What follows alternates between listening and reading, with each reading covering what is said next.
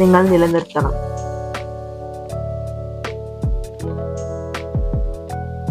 F1 visa ഒരു അംഗീകൃത college, university, seminary, conservatory, academic high school, elementary school അല്ലെങ്കിൽ മറ്റ് അക്കാഡമിക് സ്ഥാപനങ്ങൾ അല്ലെങ്കിൽ ഒരു ഭാഷാ പരിശീലന പരിപാടിയിൽ മുഴുവൻ സമയ വിദ്യാർത്ഥിയായി US-ൽ പ്രവേശിക്കാൻ F1 വിസ നിങ്ങളെ അനുവദിക്കുന്നു. പ്രധാനമായും അക്കാഡമിക് സ്റ്റുഡൻസിന് വേണ്ടിയുള്ള വിസയാണ് F1 വിസ. ബിരുദം, ഡിപ്ലോമ അല്ലെങ്കിൽ സർട്ടിഫിക്കറ്റ് എന്നിവയിൽ കലാശിക്കുന്ന ഒരു പ്രോഗ്രാമിലോ പഠന കോഴ്സിലോ നിങ്ങൾ എൻറോൾ ചെയ്തിരിക്കണം. കൂടാതെ അന്തർദേശീയ വിദ്യാർത്ഥികളെ സ്വീകരിക്കുന്നതിന് നിങ്ങളുടെ സ്കൂളിന് US ഗവൺമെന്റ് അംഗീകാരം നൽകുകയും വേണം. ഏതെങ്കിലും അംഗീകൃത പ്രായോഗിക പരിശീലന കാലയളവും അക്കാഡമിക് പ്രോഗ്രാമിന്റെ കാലയളവും അതോടൊപ്പം US-ൽ നിന്ന് പുറപ്പെടുന്നതിന് തയ്യാറെടുക്കുന്നതിനുമുള്ള 60 ദിവസത്തെ ഗ്രേസ് പീരിയഡ് എന്നിവയെല്ലാം ചേർന്നതാണ് F1 വിസയുടെ കാലാവധി. F1 വിദ്യാർത്ഥികൾക്ക് ആദ്യ അധ്യയന വർഷത്തിൽ ക്യാമ്പസിന് പുറത്ത് ജോലി ചെയ്യാൻ പാടില്ല. എന്നാൽ ചില വ്യവസ്ഥകൾക്കും നിയന്ത്രണങ്ങൾക്കും വിധേയമായി ക്യാമ്പസ് ജോലി സ്വീകരിക്കാം. ആദ്യ അധ്യയന വർഷത്തിന് ശേഷം F1 വിദ്യാർത്ഥികൾക്ക് 3 തരം ഓഫ് ക്യാമ്പസ് ജോലികളിൽ ഏർപ്പെടാം. CPT, OPT, STEM optional OPT. STEM means science, technology, engineering and mathematics.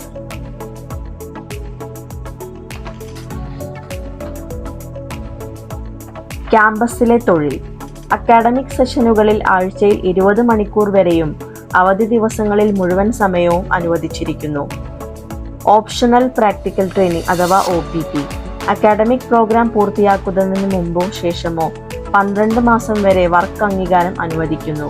ഒരു STEM ഫീൽഡ് ആണെങ്കിൽ 24 മാസത്തെ വിപുലീകരണത്തിന് അർഹതയുണ്ട്. കരിക്കുലർ പ്രായോഗിക പരിശീലനം CPT. ഇന്റേൺഷിപ്പുകൾ അല്ലെങ്കിൽ സഹകരണ വിദ്യാഭ്യാസം പോലെയുള്ള പാഠ്യപദ്ധതിയുടെ ഘടകമായിരിക്കണം. F1 വിദ്യാർത്ഥികൾക്ക് അവരുടെ സ്റ്റേറ്റസ് മറ്റൊരു നോൺ ഇമിഗ്രന്റ് വിഭാഗത്തിലേക്ക് മാറ്റാൻ അപേക്ഷിക്കാം അഥവാ H1B, അല്ലെങ്കിൽ അവർക്ക് യോഗ്യതയുണ്ടെങ്കിൽ ഒരു ഇമിഗ്രന്റ് വിസയ്ക്കും അപേക്ഷിക്കാം. F2 visa. F1 വിസയുടെ ഡിപ്പെൻഡൻസിനുള്ള വിസയാണ് F2. Dependents means spouse and unmarried children under 21. പങ്കാളികൾക്ക് പാർട്ട് ടൈമായി റിക്രിയേഷണൽ ഓർ വൊക്കേഷണൽ പഠനങ്ങളിൽ ഏർപ്പെടാം. പ്രായപൂർത്തിയാകാത്ത കുട്ടികൾക്ക് ഫുൾ ടൈം പ്രൈമറി അല്ലെങ്കിൽ സെക്കൻഡറി സ്കൂളിൽ ചേരാവുന്നതാണ്. എന്നാൽ US-ൽ ജോലി ചെയ്യാൻ F2 ഹോൾഡേഴ്സിന് അനുവാദമില്ല. M1 വിസ വിഭാഗത്തിൽ ഭാഷാ പരിശീലനം ഒഴികെയുള്ള വൊക്കേഷണൽ അല്ലെങ്കിൽ മറ്റ് നോൺ അക്കാഡമിക് പ്രോഗ്രാമുകളിലെ വിദ്യാർത്ഥികൾ ഉൾപ്പെടുന്നു. പ്രധാനമായും വൊക്കേഷണൽ സ്റ്റുഡൻസിനെ ഉദ്ദേശിച്ചുകൊണ്ടുള്ള വിസയാണ് M1 വിസ. ഭാഷാ പരിശീലനത്തിന് പുറമേയുള്ള നോൺ അക്കാഡമിക് പ്രോഗ്രാമുകൾക്കായി ഒരു സാങ്കേതിക വിദ്യാലയം അല്ലെങ്കിൽ കമ്മ്യൂണിറ്റി കോളേജ് പോലെയുള്ള ഒരു തൊഴിലധിഷ്ഠിത അല്ലെങ്കിൽ മറ്റ് അക്കാഡമിക് ഇതര സ്ഥാപനത്തിൽ പങ്കെടുക്കാൻ ആഗ്രഹിക്കുന്ന വ്യക്തികൾക്കുള്ള വിസയാണ് M1. പ്രോഗ്രാമിന്റെ ഡ്യൂറേഷൻ അനുസരിച്ചാണ് M1 വിസ സാധാരണയായി ഇഷ്യൂ ചെയ്യുന്നത്. കൂടാതെ പുറപ്പെടുന്നതിന് തയ്യാറെടുക്കുന്നതിനുള്ള 30 ദിവസത്തെ ഗ്രേസ് പീരിയഡും നൽകുന്നു.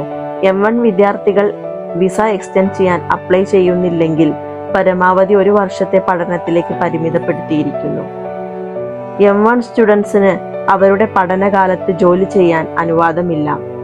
പ്രോഗ്രാം പൂർത്തിയാക്കിയതിനു ശേഷം അവർക്ക് അവരുടെ പഠന മേഖലയുമായി ബന്ധപ്പെട്ട പ്രായോഗിക പരിശീലനത്തിന് അപേക്ഷിക്കാം. എന്നാൽ ഓരോ 4 മാസത്തെ പഠനത്തിനും 1 മാസത്തെ പരിശീലനത്തിന് പരിമിതപ്പെടുത്തിയിരിക്കുന്നു. പരമാവധി 6 മാസം വരെ പരിമിതപ്പെടുത്തിയിരിക്കുന്നു.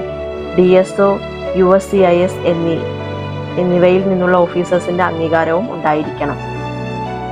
M2 visa. M1 വിസ ഹോൾഡേഴ്സിന്റെ ഡിപ്പെൻഡൻസിനുള്ള വിസയാണ് M2 വിസ.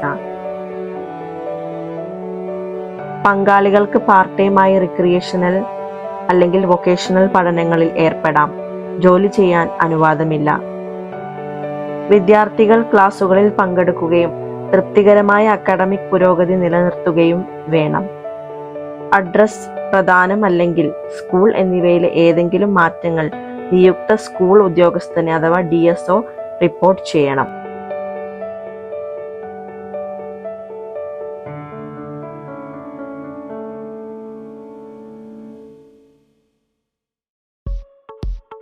FM വിസകളുടെ ആപ്ലിക്കേഷൻ പ്രോസസ്. അപേക്ഷകർ ആദ്യം ഒരു SEVP അഥവാ students and exchange visitor program അംഗീകൃത സ്കൂൾ സ്വീകരിക്കണം. സ്കൂൾ ഒരു ഫോം നൽകും അഥവാ I-20. നോൺ ഇമിഗ്രന്റ് സ്റ്റുഡൻറ് സ്റ്റാറ്റസിനുള്ള സർട്ടിഫിക്കറ്റ് ആണ് I-20. വിസയ്ക്ക് അപേക്ഷിക്കുന്നതിന് മുമ്പ് അപേക്ഷകർ student and exchange visitor information system അഥവാ സെവിസ് ഫീസ് അടയ്ക്കണം. Form DS-160 online non immigrant visa അപേക്ഷ ഫിൽ ചെയ്യണം. US എംബസിയിലോ കോൺസുലേറ്റിലോ വിസ അഭിമുഖം ഷെഡ്യൂൾ ചെയ്യുകയും പങ്കെടുക്കുകയും ചെയ്യുക. വാലിഡ് പാസ്പോർട്ട്, ഫോം I-20, ട്യൂഷനും ജീവിത ചെലവുകളും വഹിക്കാനുള്ള സാമ്പത്തിക ശേഷിയുടെ തെളിവ്, മറ്റ് സപ്പോർട്ടിംഗ് ഡോക്യുമെന്റ്സ് എന്നിവ ഉൾപ്പെടെ ആവശ്യമായ ഡോക്യുമെന്റേഷനും നൽകുക. അംഗീകരിക്കപ്പെട്ടാൽ വിസ ഇഷ്യൂ ചെയ്യും. അപേക്ഷകനെ US യാത്ര ചെയ്യാനും പഠനം ആരംഭിക്കാനും അനുവദിക്കും.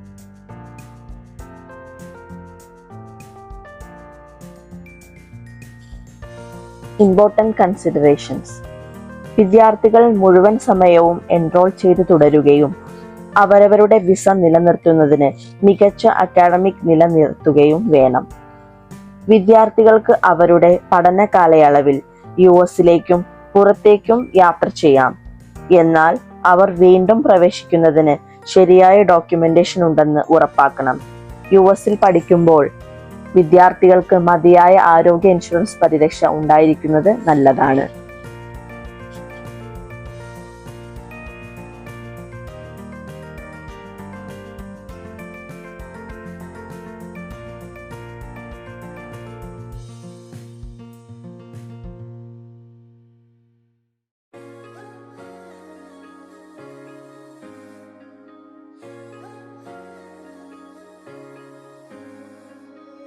ഇന്നത്തെ യാത്ര Kent വാട്ടർഫോൾസിലേക്കാണ്.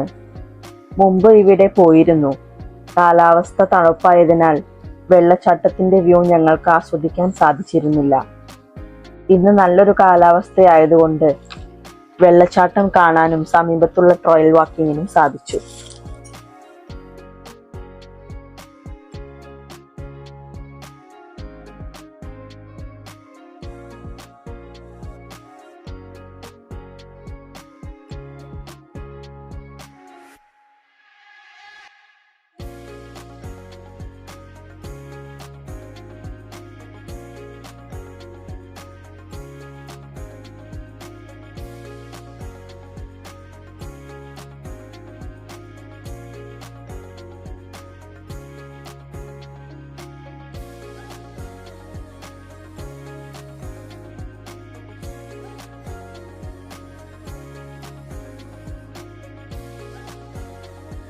Kent falls state park കണക്ടിക്കറ്റിലെ കെന്റ് പട്ടണത്തിൽ സ്ഥിതി ചെയ്യുന്ന മനോഹരമായ ഒരു സ്റ്റേറ്റ് പാർക്കാണ്.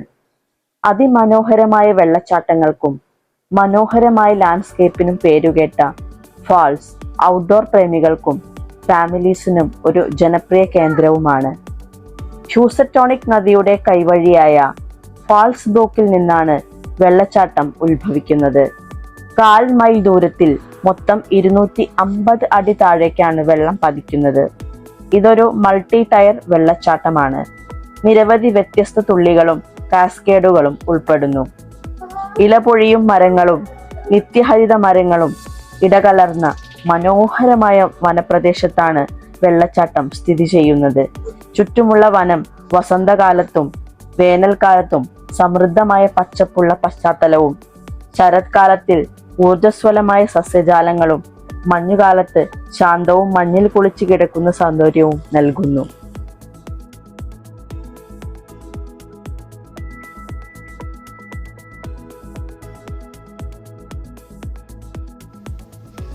പാർക്കിലേക്കുള്ള സന്ദർശകർക്ക് വെള്ളച്ചാട്ടത്തിനൊപ്പം നന്നായി പരിപാലിക്കുന്ന ഹൈക്കിംഗ് ട്രയലും കൂടി ആസ്വദിക്കാം.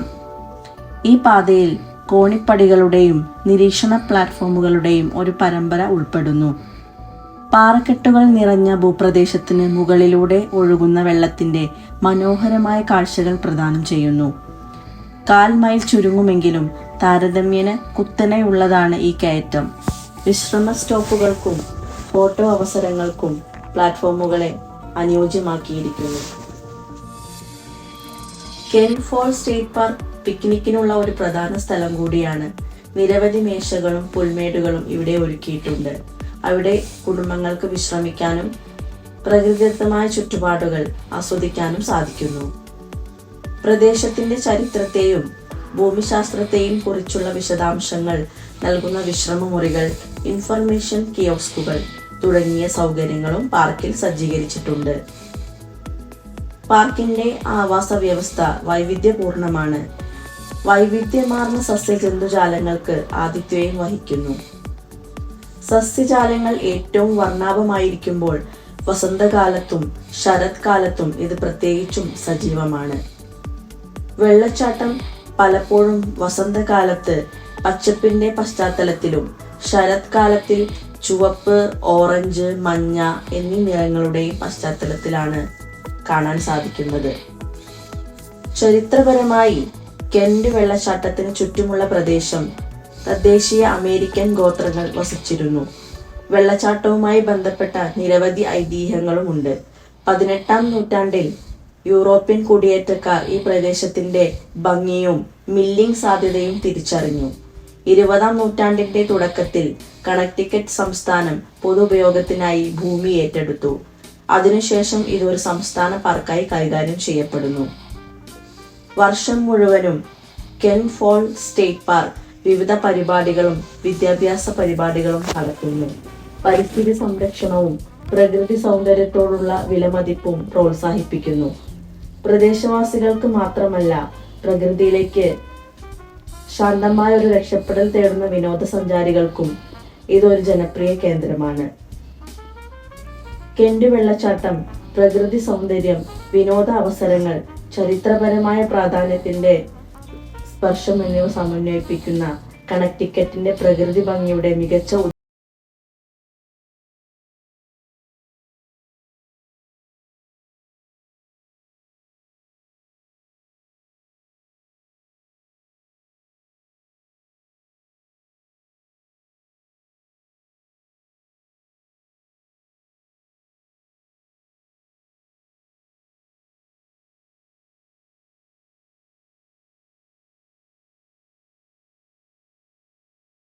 ഞങ്ങൾ തിരിച്ചു വരുന്നതാണ്. Bye bye.